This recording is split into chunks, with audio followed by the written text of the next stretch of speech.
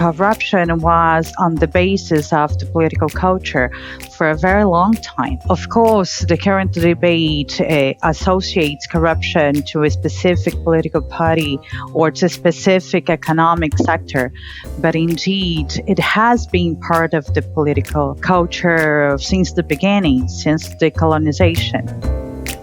That's Suelma Rosa. She's the Vice President of the Government Relations Institute, a think tank based in Sao Paulo, Brazil. And this is the Emerging Markets Podcast. Thanks for tuning in. Suelma holds a PhD in political science and government, and today we're going to be discussing a wide range of topics, including the government affairs industry in Brazil, the rise of President Bolsonaro, corruption, bribery and Operation Car Wash, fiscal reform in Brazil, investing in the country, and brief insights into the agricultural and tech sectors. Good morning, Suelma. Thanks for joining me today. It's good to have you here. Let's just go straight into it. Perhaps you can tell us a little bit about yourself and your current position at the Government Affairs Institute and what that's all about. Hi, Ben. Good morning. Thank you for the invitation. I'm Suelma Rosa. I'm the Vice President of the Government Affairs Institute, which is a Brazilian think tank that has been studying, publishing, and pushing the reputational agenda around the government affairs practice in the country, but also supporting professionals to increase their capacity to deliver. So we provide training, we have a number of courses, workshops, we produce contents and benchmark on lobbying regulation, advocacy strategy, government relations, activities. We have been very active in the country trying to move the needle and improve the practice in Brazil. I am an international relations bachelor and PhD in political science. Half of my career, I was at the government side, at the federal government in Brazil. And later on, I moved to the private sector as a government affairs liaison. So how develops or how mature is the government affairs profession or industry in Brazil, and has it been changing over the last, let's say, 10 years? The practice came with the multinational companies, especially those American companies, in which they were much more used to and to have such a professional back home at the state. In the last 10 years, we have almost tripled the number of government affairs professionals. We just ran a census of government affairs professionals in Brazil, and we have published the annuary, and in it we have 500 identified working either at companies or trade associations or consultancy firms. The car wash investigation has changed drastically the way private and public sector is partnering in the country. And I see it's a very positive trend. So the whole compliance, integrity, and ethics debate it's around here. Most company has implemented their ethics and compliance policies. Those companies under investigation or are probably monitored by DOJ, SEC, most of them. Even being Brazilian, they were U.S. issuers, so subjected to those regulations. And that has been changing the way the country and the profession has been developed. I would say, as a summary, in the last 5 years, the country and the profession has changed drastically in a very, very positive way. So there's a couple of questions I want to ask you related to that, and I'm glad you brought up Operation Car Wash, because that has been the dominant news out of Brazil the last few years, and it's obviously led to the rise of the current President Bolsonaro. Before we touch on that, perhaps can you explain for us what exactly does a government affairs officer do? Well, the corporate affairs or government affairs or institutional affairs professional, it's the liaison between companies and the public sector, mostly working around either the executive power or the legislative power to bring information and improve the state to build better public policies and regulations. So most of the activity relies on meeting with public authorities, sharing information about how regulation impact business. Regularly, those government affairs professionals, they work as a pre-competitive strategy through trade association in which they address what would be beneficial as public policy or regulation towards the entire industry. For the chemical industry, for instance, currently the Brazilian Trade Association of Chemical Industry is working around chemical management regulation. Europe already has a regulation in place for over 10 years, which the REACH regulation, but Brazil until now doesn't have. So the industry believe it is important to build on and help and support the debate. So it's mostly that. Mainly the dialogue arena are either formal forums of consultation. Most of the executive branch ministries or at different level has specific forums for dialogue where they invite the industry, but also the civil society, unions, to have different perspective on how public policy would or is impacting the overall economy and society as a whole. That paints quite a positive picture of the role of government affairs, and I believe that there is definitely a need for that dialogue between industry and the government. However, maybe you could, and this I guess leads into the Operation Car Wash conversation, is there a negative side to this relationship as well? Well, lobbying has been perceived as negative, and the concept has been influenced by that in a sort of way, but it's part of the overall democratic activity of consultation on group of interest to bring their petition to the administration. What is car wash is about, and many other corruption cases, it's illegal. So we should call that criminals, not lobbyists.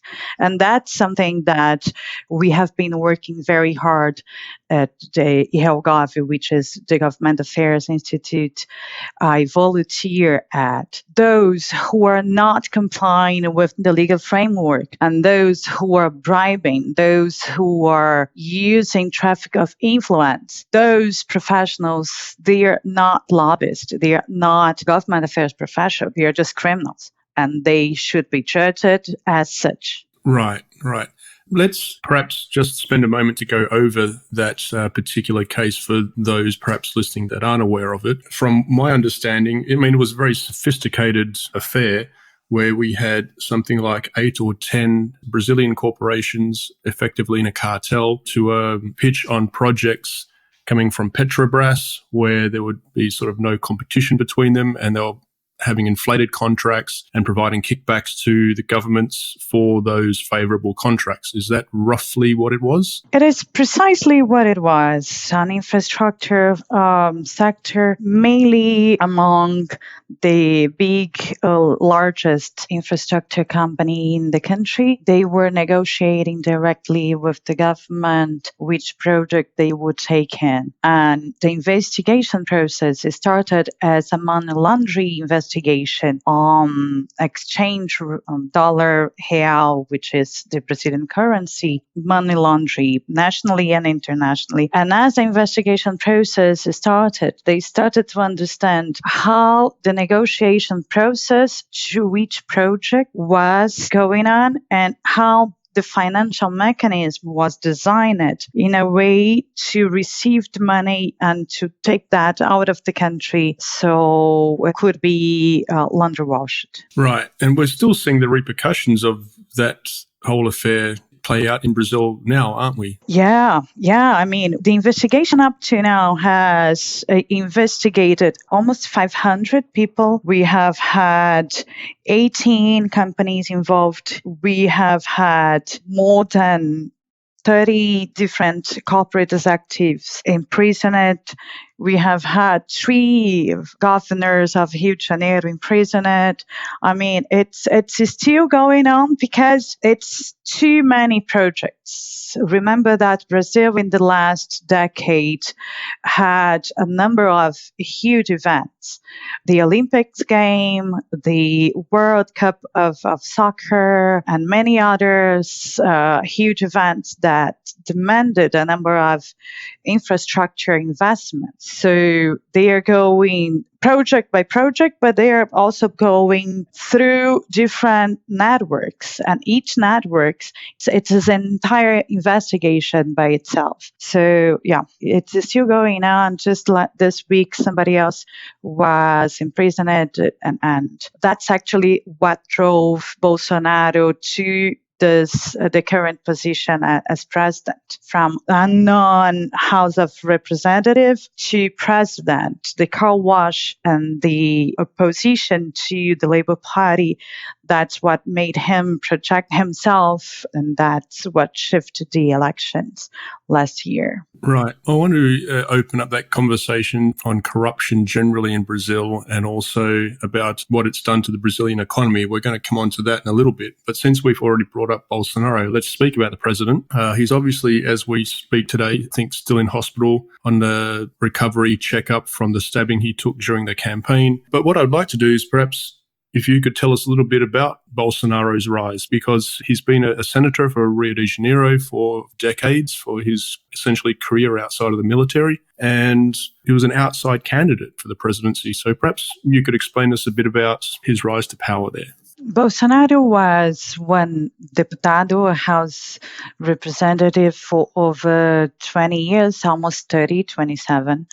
And he was isolated, unknown, and he targeted specifically the militaries and the police. So he had a very small agenda around security and supporting those corporations, and that's where his vote came from. He was born in São Paulo, but he was elected in Rio. He was a former military. He was absolutely unknown until he started leading a very controversial debate during the impeachment process, Dilma, the former president, impeachment process, opposing her, but strongly claiming against the Labour Party and the entire Marxist, communist approach of it. So he started campaigning quietly since the impeachment process.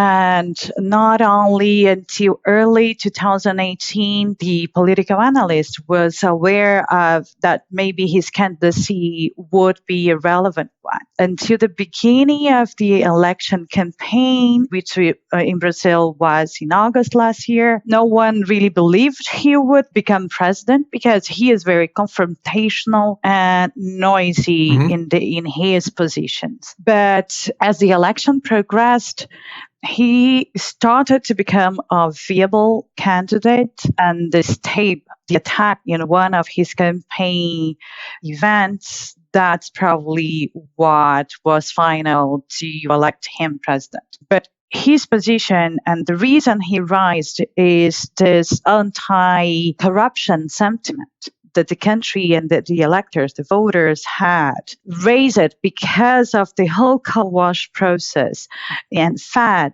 by the impeachment process as well. So the country needed something new. The voters were eager to have a newcomer, and they saw 30 years politician as a newcomer because he wasn't known at all. So that's what it's behind. And now it's easier to read the scenario because last year at the same September, probably we would be having a very different conversation on Bolsonaro's capacity of getting the elections. He was perceived by the voters as a newcomer because he was very unknown to the country, although he had 3 decades of experience in politics.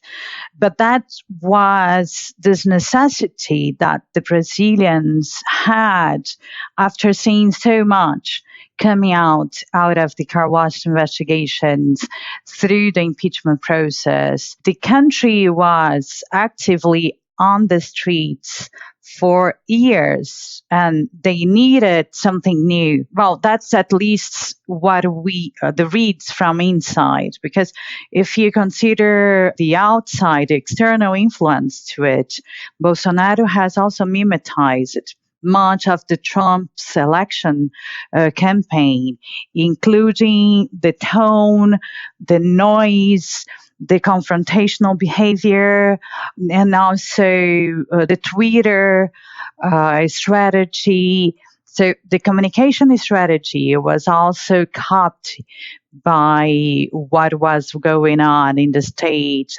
during Trump's campaign. So this combination, it's probably what brought him to power. Right. So it's an interesting story in and of itself. And from that, I'd like to talk about corruption in Brazil more generally, because this does affect, obviously, the kind of things we are talking about, which is business in Brazil and foreign investment in Brazil. I mean, corruption in Brazil is not something new, and it's not something that just happened in the last 5 or 6 years. It's actually kind of endemic in Brazil, if I understand correctly. Can you talk a bit about the nature of corruption in business and bribery in business more generally in Brazil? Well, yes, I would say Brazil, as most developing countries, didn't have for a long time strong institutions that would prevent corruption. So corruption was on the basis of the political culture for a very long time. Of course, the current debate associates corruption to a specific political party or to a specific economic sector. But indeed, it has been part of the political culture since the beginning, since the colonization. But as we reinforced the institutions in the last years, the better we improve its capacity not only to investigate, but also to bring to justice. The car wash process and the Petrobras process should be perceived, at least at my reading, as a very positive circumstance, because it only happened because the institutions were strong. In no other time in the country we could have the public prosecutor and the federal police working together on an investigation against an administration that was in power. I mean, this is, of course, the whole process increased the perception of corruption, but indeed it is the opposite. It's the institutions being capable of investigation and administration in power. This is something that has never happened.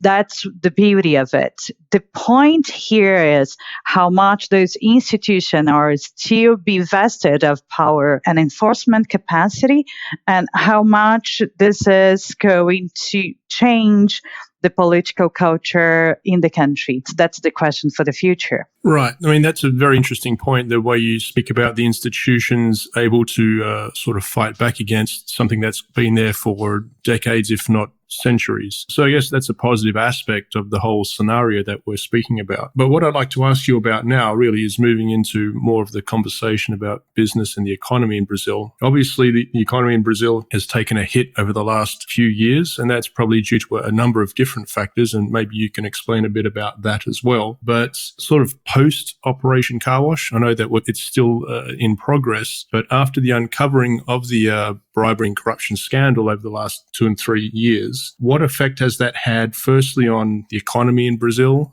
and also on consumer confidence? I could summarize it by raising 2 specific impacts.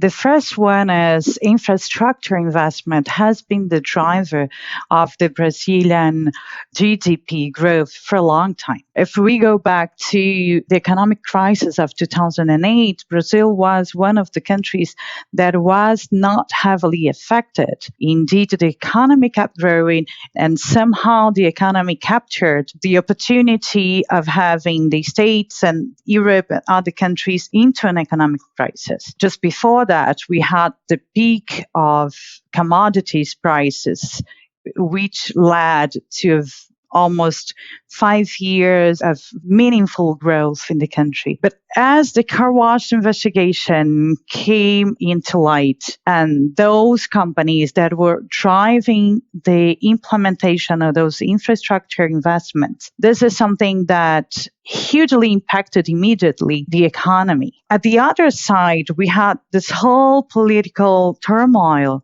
that led to the impeachment of a vice president that was indeed close to all those situations, come to power, but the country needed some sort of political stability. So he remains in power. He tries to implement reforms, or at least to hold the political instability in order to prevent the whole impact in the economy, but he is not very successful. So the country goes through a economic crisis driven or generated by the political instability. So we're talking about Michel Temer here, correct? Yeah, we are talking about Michel Temer, who used to be the vice president and for the last 2 years became president of Brazil between 2016 and 2018. If you look the numbers on GDP, you're going to notice that the impeachment year, which is 2015, it's the lower peak, the lower level, and then we start coming back. But somehow we don't grow. We just hold to a zero ground, the GDP and the economic growth. Expectations were deposited in the new administration. And this whole propaganda around the Ministry of the Economy, which is a superpower minister because he combined 5 different ministries into one to be able to move fast through economic reforms, aiming to impact the growth numbers, the GDP growth. He has been, Paulo Guedes, the super powerful minister. He was chosen during the campaign. He was the economic promise for Bolsonaro candidacy, and he is delivering what he promised. Only those reforms take time. We just approved the pension reform. The possible pension reform, it could be done, but it was approved. We are starting now a tax reform. He's working very hard to open the trade. Brazil is very known for being a protectionist country in terms of trade. It has a very small share of the overall trade flow, the global trade flow, considering to the size of the economy. So he's pushing this new agenda, but the response in terms of growth is still low because the investment capacity at the public side, it's non-existent due to a fiscal debt in both state level and federal level. And he's still trying to build confidence in the market to bring in private investments. So this is currently his main goal, bring to the country private investments. Right. And that's a lot of what, if you take the rhetoric outside of Bolsonaro's campaign, I mean, one of the central thrusts, firstly, was anti-corruption, but the second one was making Brazil more business-friendly and opening Brazil to free trade. In terms of that, what have we seen concrete so far in these past 7-8 months? Well, concrete only the tax reforms and the proposition in one side, which is more led by the Congress itself than the executive power. The pension reform, which should be credited to Michel Temer administration, because the package that was approved, it's very close to the package that Michel Temer built during his administration. We have had trade facilitation chains because it's a sort of regulation that doesn't need Congress to be approved. And they just approved in the Congress what they call liberal economy package, which is a number of concepts and small changes in bureaucracy that may lead to impact, not a huge one, but at least some impact. If we go back to the former administration, the 2 years Michel Temer administration, it was very effective in terms of improving bureaucracy or reducing bureaucracy, and that impacted Brazil's position at the Doing Business Index of the World Bank. Okay. They changed it, and then that was effective. But until now, they have been implementing, but we don't have outcomes yet. Right. Or at least measurables one. The pension reform consideration is obviously quite key. Perhaps you can explain a bit about what that fundamentally means if you break it down, and how does that affect companies operating, either local companies or foreign companies coming into Brazil? How does it affect companies operating in the country? If I understand it, the second part of this question is, if labour laws are quite rigid in Brazil for companies to hire staff in Brazil, partly due to the amount of taxes which are involved. Can you sort of clarify that whole situation for us a bit? Oh, sure. Indeed, the labor code in Brazil was built in the 40s. So it was to heavily protect the laborers. But last administration, during Michel Temer administration, we had one first round of labor reform. It was the possible reform. So it created an environment for outsourcing, for temporary hiring, or for hiring by a specific amount of hours, which was not possible previously in the country. But they didn't touch the taxation around it, which it's almost for every dollar a Brazilian labor receives as payment, the company pays another dollar as taxation. That's the overall situation. But currently, what is the goal? It's to reduce the tax over hiring. So it has not yet been approved. It is in process. It's a high priority because not only flexibility in terms of which sort of contract one company could have in terms of workforce, and that has improved already. Now, the new front is how to reduce the labor cost in terms of tax. And this is in the proposition of the tax reform and yet to be approved. Yeah, that's the overall context. It's in progress, has improved, but there is still a long way to go. I would like to just ask a couple more questions, really. And I want to ask you particularly about two things. One is to give us an overview of how the political structure in Brazil. If I understand correctly, Brazil has dozens of political parties. So I'd like a better understanding of how the political system is structured in Brazil. And the second thing, and I guess we'll finish on this last question, is to talk about, I'd like to talk about some of the positive things that Brazil has to offer. Well, Brazil is a federation. As such, we have 3 levels of administration, the municipal, state, and federal levels. And each level has their own responsibilities according to the constitution. And each level has their own capacities in terms of taxation. We have 34 political parties. Those political parties divided in major 3 groups. The lefty parties, in which the most representative is still the Labour Party. It's actually the second largest party at the Congress currently. We have what we call in Portuguese Centrão, which is the central left and central right political parties. It's a huge number of different small parties that combine their interests according to the subject under analysis and specific interests during election campaigns.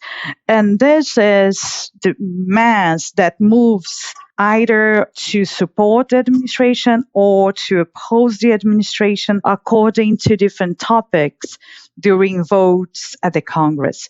And then we have at the right wing of it, and some in the country may call them even extreme right, this new political party that has surpassed the traditional PSDB that used to be perceived as right or at least as opposition to the Labour Party, the PSL, the Social Liberal Party that belongs to President Bolsonaro. This party, it used to be absolutely irrelevant. No one ever heard about him.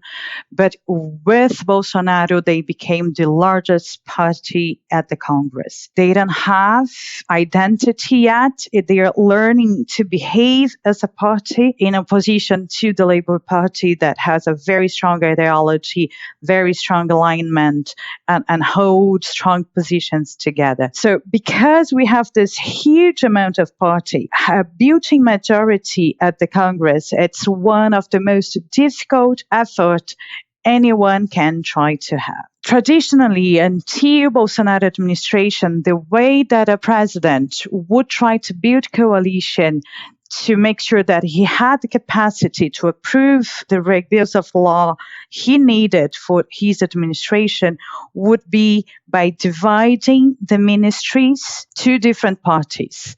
And all those parties would become part of the governmental coalition, and that would be how they would build the majority. It's not the case anymore with Bolsonaro. He does have politicians and ministries position as ministers, but it's not associated specifically to coalition building. So this is very hard because all political analysts are trying to understand how this behavior affects the outcome of the votes at the Congress. Currently, the one who actually leads the majority at the Congress has been the presidents of both the House and the Senate.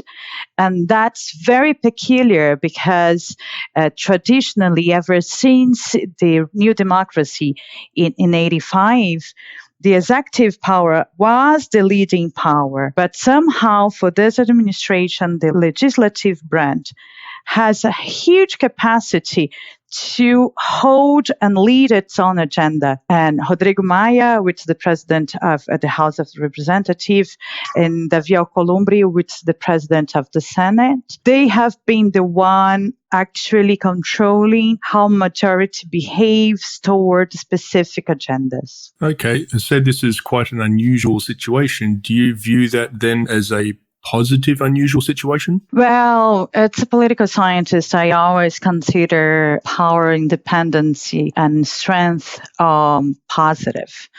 Having one of the three branches, executive, legislative, and judiciary, too strong, it's bad for democracy or for checks and balances. The rise of legislative branch with its own capacity, it's new, different, hard to read, but certainly positive in the overall check and balance against the executive branch and also the judiciary. So, yeah, I would say positively. Maybe I'm too optimistic. Right. I guess that's still a very young administration, so I guess that's to be continued. Oh, yes. So let's speak about Brazil as an investment destination. That's ultimately what I really want to talk about. Brazil is a huge country with massive mineral resource wealth, human capacity. Tell me about why someone should come and invest in Brazil.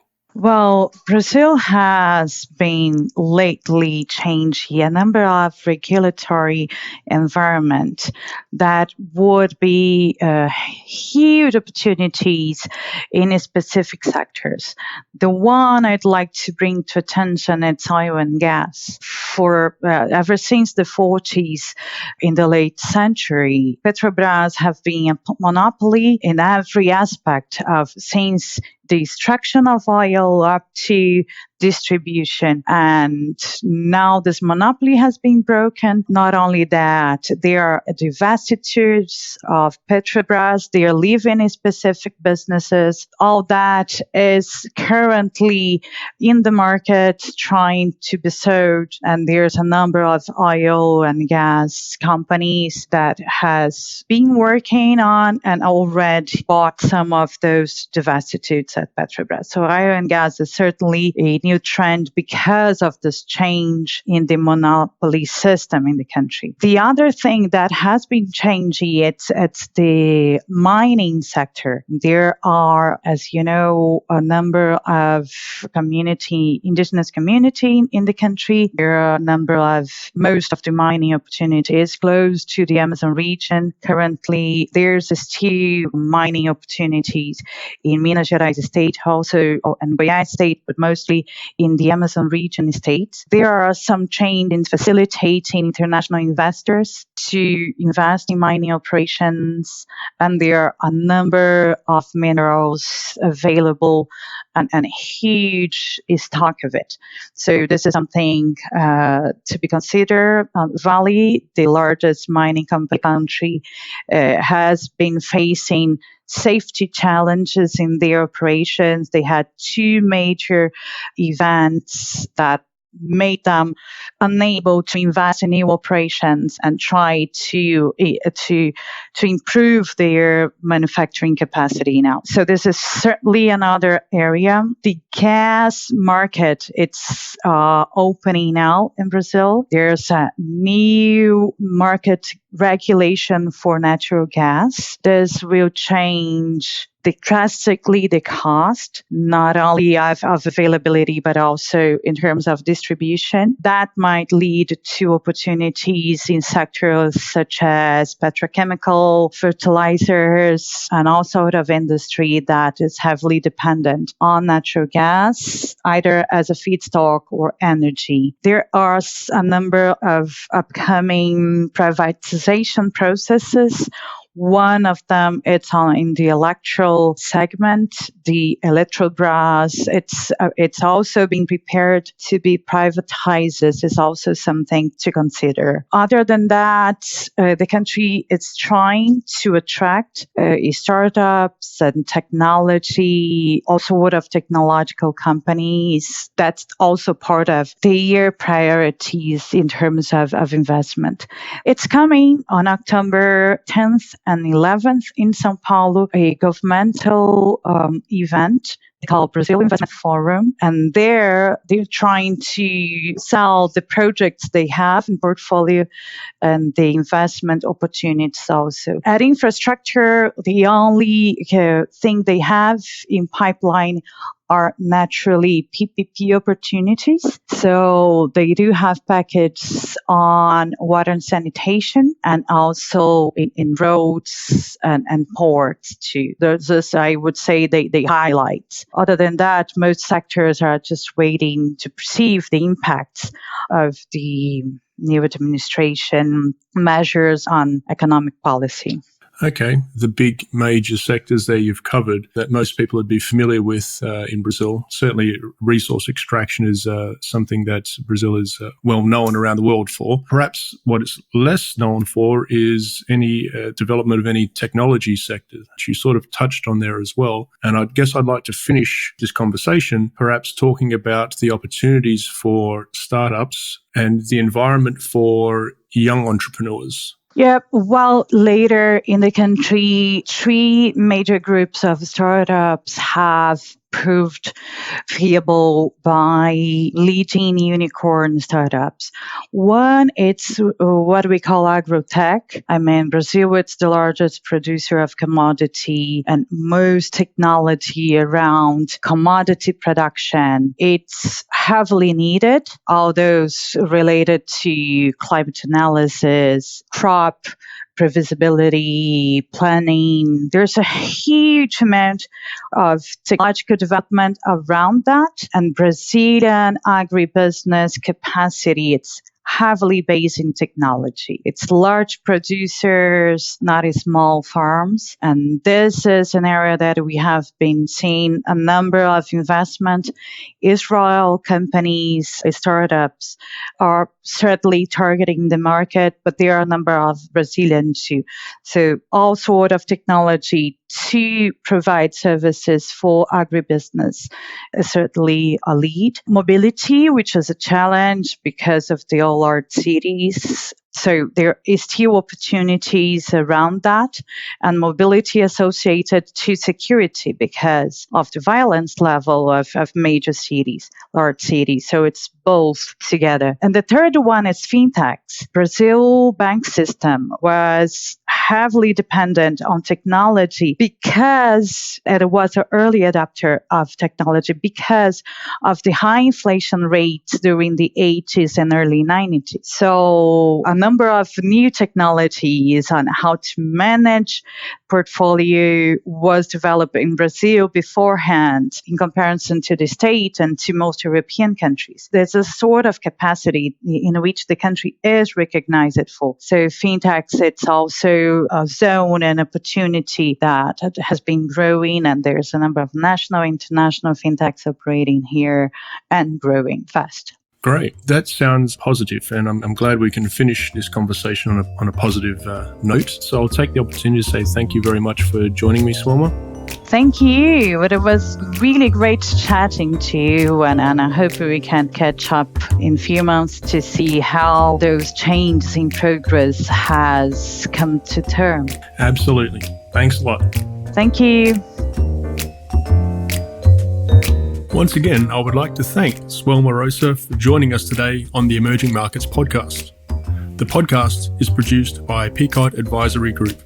Thanks for listening.